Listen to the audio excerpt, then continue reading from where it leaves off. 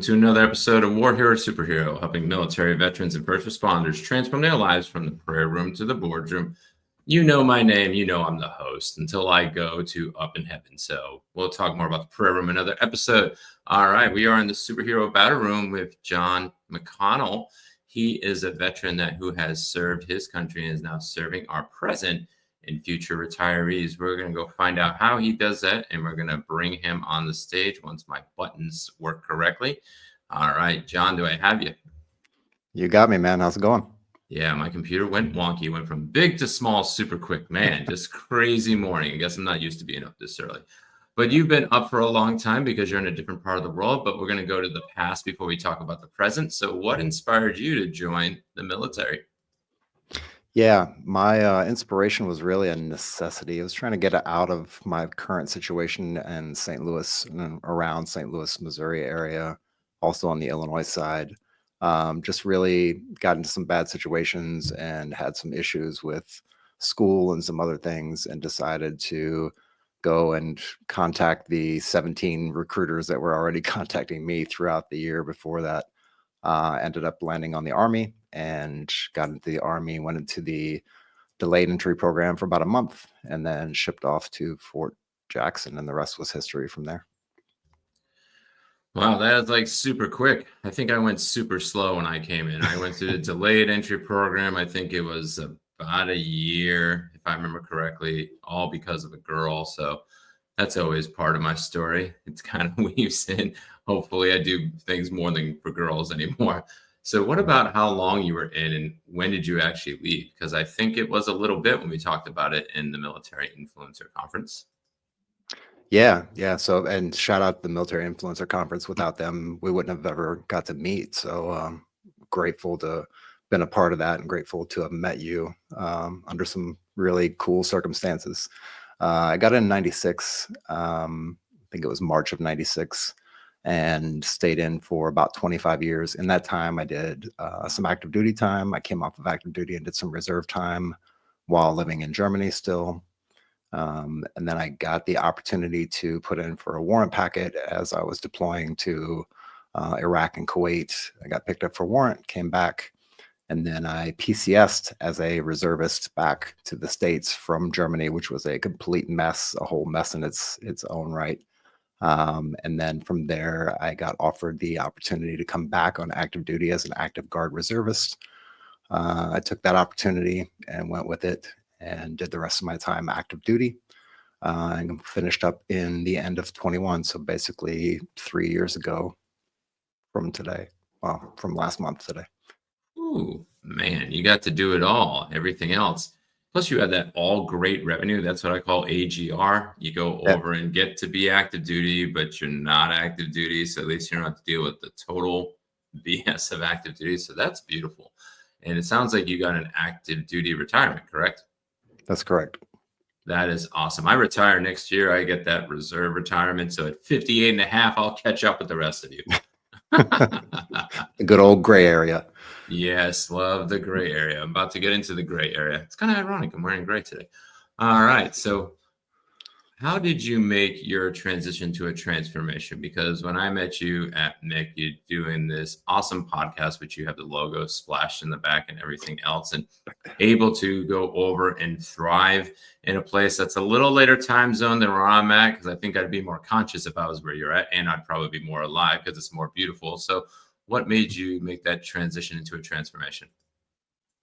Yeah, I mean, it was really, again, it's probably going to be a reoccurring theme throughout our talk, I think, after thinking about your questions and thinking about some of the things you asked.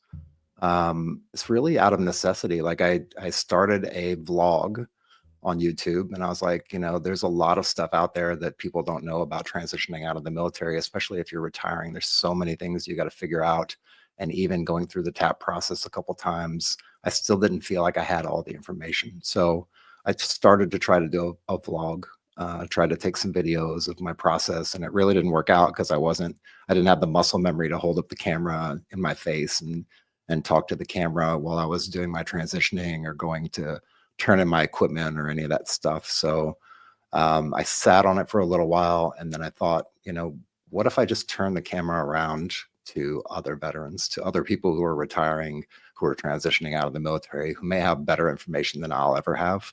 Not only can I learn something from them personally along the way, but I can also take that information and feed it out to the masses. And everyone else who's coming up on their transition or their retirement can then take that information and run with it and have a lot more tools in the tool bag than they would if they just went to TAP and they listened to a few people in their command who maybe try to tell them how to retire or transition out of the military, and they've never actually done it themselves. So it's really just again, a tool of necessity. And we're going on 3 years now and building it up still steadily over time. It's really been a really thought-provoking process, and it's taught me a lot along the way. And it gives me the ability to build this kind of, myself and my co-host Victor Delafleur, the ability to kind of build this community around military members who are transitioning out of the military into civilian life and how to deal with some of those struggles. I tell you, it's one of those things that I started a retirement journey Facebook Live daily. I don't do it on LinkedIn. They make it too complicated. LinkedIn, if you're listening, just let us do it through the phone. Come on. But Right. anyway, so I've been doing that daily myself. I'm at 323 days as of today. And it is, you have these roller coaster ups and downs. And then one thing I found out about TAPS is active duty gets it, AGRs get it, people that are deployed for 180 days. But if you're a traditional reservist or an air reserve technician like myself, you're on a tier 4 standby profile to get into the class. So I scheduled for the end of February and the end of April. So I got to wait for standby to get in that class. And then I have to ask for an alternate duty location authorization from my supervisor to then go. So it is totally different on that particular side. So I've been sharing part of that journey. But before we get more into that journey, we're going to go share the journey of our sponsors. You have served. No matter if it was in the military or civilian service, you deserve to live good. Live good in health, live good in wealth, live good in so much more. At Live Good, the global wholesale buyer club, we empower you to take your mission to the next level. Are you ready to live good? We all struggle in life. No matter the barriers, we do not need to stay there. Each day is an opportunity to step into better health. Each day is an opportunity to step into wealth. Each day is an opportunity to step into dreams. Live Good, the Global Wholesale Buyers Club, empowers all these steps and more. Ready to be empowered? Grab the link to learn more. Welcome back to War Hero Superhero. Before we went on break, John McConnell was talking about his transformation and talking about the military retirement. And we were sharing a little bit on how my retirement journeys are going, but we're going to bring him back to talk more about how those retirement journeys are going for each individual. Hey, John, have you back in the studio? We're going to go to our next question. So you got out in 21. You could have just faded into the bush, just kind of like the Homer Simpson meme. Yep. That's what I told people for my retirement ceremony. I'm just fading into the bush. You're not even going to know I'm gone. So what made you pivot to serve your current community? Because you're already retired. You can just go over and just fade into the bush and then just live your life until the next one. So what made you pivot? Yeah, it's a reoccurring theme that happens in a lot of the interviews that we do, a lot of the questions that we have in our Facebook group, the military retirement group, deals a lot with, how do you find your purpose? What do you do after you get out of the military? And in kind of a broader sense, like, what do you want to be when you grow up? In the military, you have this very structured kind of format where you don't really need to think too much. They tell you where to be, how to be there, what to wear, how to cut your hair, how to dress, how to step. And once you get out, like, there's no guardrails anymore and everything's just kind of wide open, which is it's a two-edged sword, right? It's really, really nice and refreshing to be able to do whatever you want to do. But after a little bit of time, sometimes it's a month, sometimes it's 6 months, sometimes it's 2 weeks, people get really paranoid and really scared about that openness where there's no boundaries, no left and right limits. So what I'm doing and what it kind of just evolved into really was me finding a purpose for myself in helping others. And I think that's been kind of a thread of my life. I mean, I grew up in the scouting community my whole time as a youth, from, Tiger Cubs, Cub Scouts, all the way up through the highest part of the Boy Scouts in high school. And then joining the military, I refound that same kind of community and camaraderie that I had in the scouting community. It really kind of overlapped really well. And then getting out, being able to do these kind of interviews with people and tell people about retirement benefits and tell people about things that they need to know before they get out of the military if they're transitioning or retiring. So that kind of just gives me my purpose. And then beyond that, even beyond that, like in my personal life, over the last 3 years, up to the point where I just started working again, I really took a huge sabbatical with myself, to be with myself, to be comfortable with myself, not doing anything really, and spending a lot of time reaching out to organizations for volunteer work. If you're getting out of the military and you don't know what you want to do, or if you want to take a break and not take a job immediately, you can go volunteer. It's, of course, they're not going to pay you in most cases, but you get a sense of community back and you get a sense of purpose by being part of something that's much bigger than yourself. And for me, the podcast that we do, and I'm sure you experience it yourself, is just being part of something that's much, much bigger than myself that I can contribute to every single day. And I never get tired of doing it. Yeah, I would say that's huge because I think when you were talking about boundaries, I'm going to bring it into a question because I'll share a little bit. For me, I've come to find out I wish I kind of had boundaries in a sense that when you do get out, because it's like you don't know what the measure of success is and you don't know how to get there. And then there's all these books. Right now, we're doing a marriage warriors school for our veterans. So if they're wanting to thrive, they can go over and join. So it's free until Cyber Monday. The thing of it is that how do you get to that measure of success? Because when you're in the military and you have that boundary, you know where the next rank's going to be. Even if somebody says like, hey, you ain't getting it because I'm retiring as an E6. And I heard this like 8 times. You're not getting it because of this, this, and this. But I knew the boundary. And if I was able to hurdle it over, I would have success. So my sub question with that is, how do you create boundaries for success now being in the civilian world without feeling trapped like you did in the military world? Yeah, I think I actually did it in the military a long, long time ago. And then at some point, I started to play the game correctly. When I hit that E4 level in the Army, I didn't want to be an E5. I didn't want to progress in rank. I wanted to literally stay in the E4 Mafia forever. I was like, this is the best rank to have. I can do whatever I want. I can still get a little bit of leeway because I'm a younger guy or whatever, and I'm a little bit less ranking. I sat on that E4 for about 2 years before I ever decided to put in a packet for E5. And so into the civilian life side of that, like I think what the answer for me is really just yes, set the right and left limits for what you need to be doing and what you don't need to be doing, how you need to be spending your time. And then the success thing of it for me really is like, so now I've started a new job, right?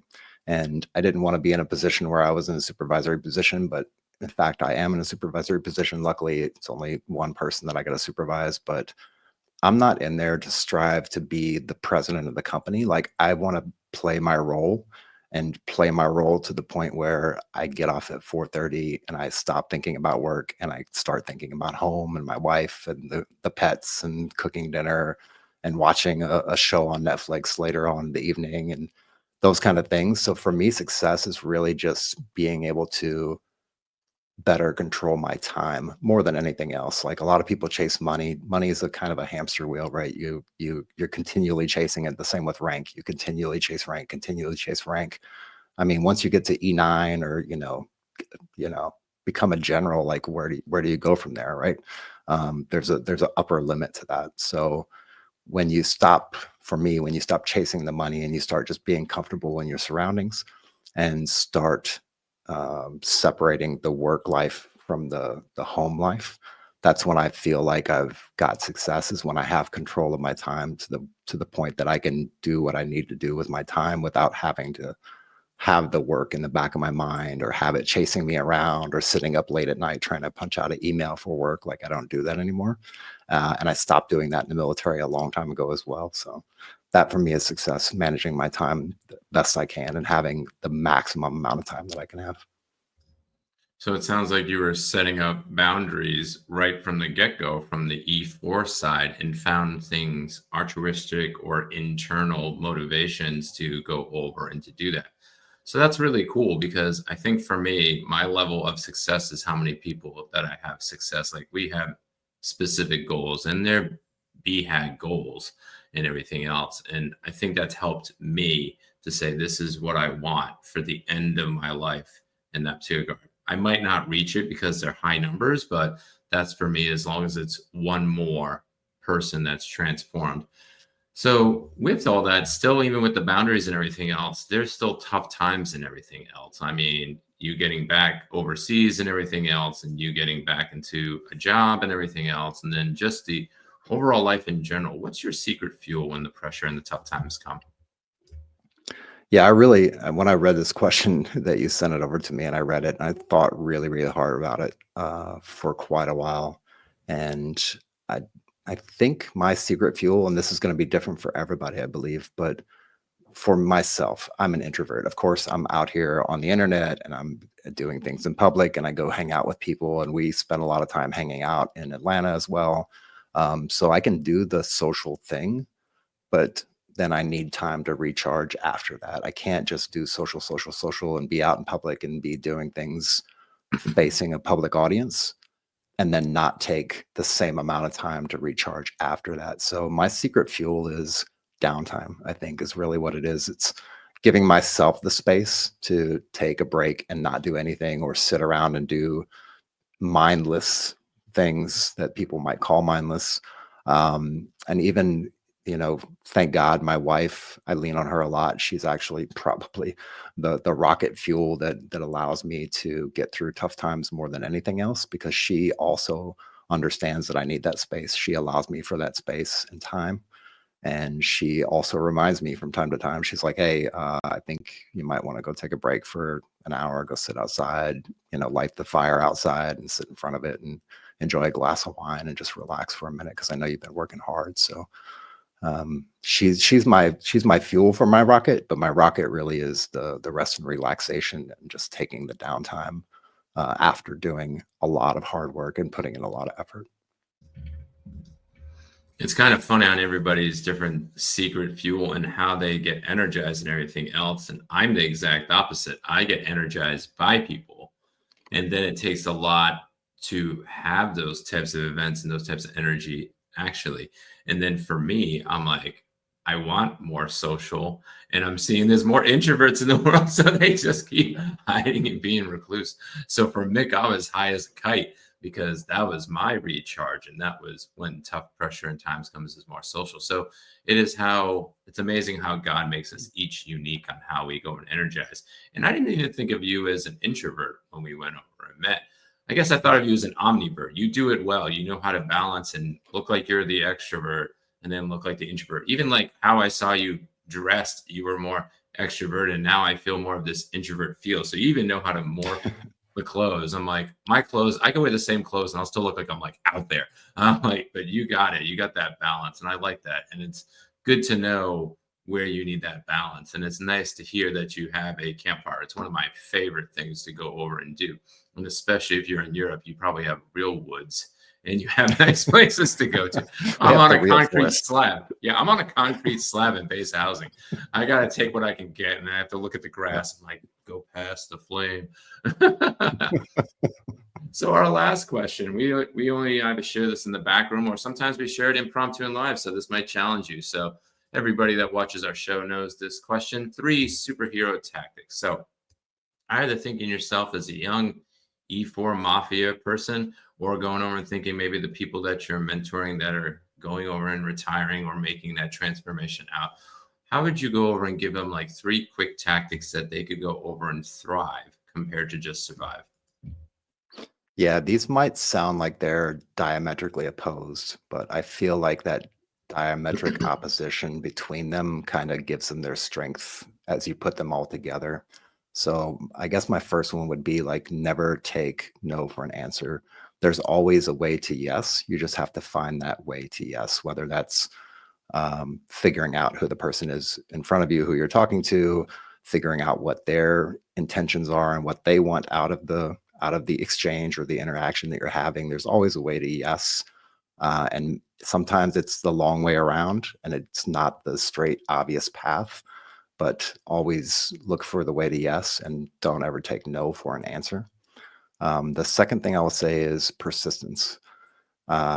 Being persistent and putting in persistent effort every single day. So, as an analogy, like if you're working out, a lot of people are like, yeah, I'm doing leg day, and then I'm doing chest day, and then I'm taking Saturday off. And I'm like, yeah, that's great. And you can do that, and you need rest and recovery, but maybe you don't need a whole day off from the gym for rest and recovery. As somebody who spent a lot of time swimming in the last couple of years, I went straight through for weeks and weeks and weeks and weeks and weeks without taking a break from swimming. And maybe it's just because of the nature of how swimming works and the kind of the mechanics behind it. But I came out of the pool feeling energized. Like it was swim, 40 or 50 laps and then come out of the pool feeling better than I did when I went into the pool before I changed and jumped in the water. For me, taking a day off is not necessarily taking a complete day off. Like it's still persistent effort in the things that really you're passionate about, the things that are driving your purpose, right? So for me, the podcast or the things that I'm doing, cooking with my wife and things like that, like it's constant, persistent effort. And then the last part of it, I would say is a two-part kind of answer is humility and humbleness. Well, humility, humbleness is the same thing, and kindness. Sorry. So humility and kindness, trying to be kind as possible, and that doesn't mean bending over for people and saying what people want to hear. That means genuinely coming from a place of kindness and caring, and being very humble about the things that you've been blessed to have, because every single day is going to be an up, a down, a middle line, but you don't have control over that. You have control over how you approach that day. And if you approach that day with kindness and humility and being thankful for what you have, especially coming off of, Thanksgiving a few days ago and leading into the holiday season, where a lot of us tend to go down and get a little bit more depressed. The weather's a little bit more gray and not as much sunshine. Like just being humble and thinking about the things you have and keeping that close to mind, and then using that humility to then generate kindness out into the world. I think those are good reminders. I was even thinking about my today and going over and being humble. Like you don't control the day. I had a day plan and it didn't go the way I wanted it to. So I think that's right. And we can still be kind to the people when our day doesn't go that way, and how we can help other people's days go better when they're expecting a certain part of the day. Maybe we can make it better. So I thought those are really good superhero tactics. So thank you, John, for going over and reminding even all of us to go over and to just remember ourselves and how we go over and serve others. So, John, I want to thank you for going over and joining us on this podcast and everything else. We're going to give you the floor one more time to uplift your brand and what you're going over and doing. And when you take a pause, we're going to go to credits. So thank you for joining. Yeah, man. Of course, you see it in the background, the Military Retirement Podcast. That's where we do all of our interviews. We do live streams on Sundays. It's pretty self-explanatory if you're transitioning out of the military after a few years or you're retiring after 20 plus years. We try to put out as much information as possible, also capture some stories of those who have went down the path before you and kind of blaze the trail, so you can have a few templates to go by and go off of as you're going through your transition out of the military into civilian life, and learning how to embrace that transition and to be successful at that transition to civilian life after you leave the military. Really just as speaking of humbleness, I'm really, really happy and humble to be on your show. I'm glad you invited me. I'm glad we connected. I'm glad we got to sit down and have a lot of long conversations, even outside of just hanging out at the MIC, but in other ways as well. And really blessed that you've had me on the show, man. Thank you. I appreciate it a lot.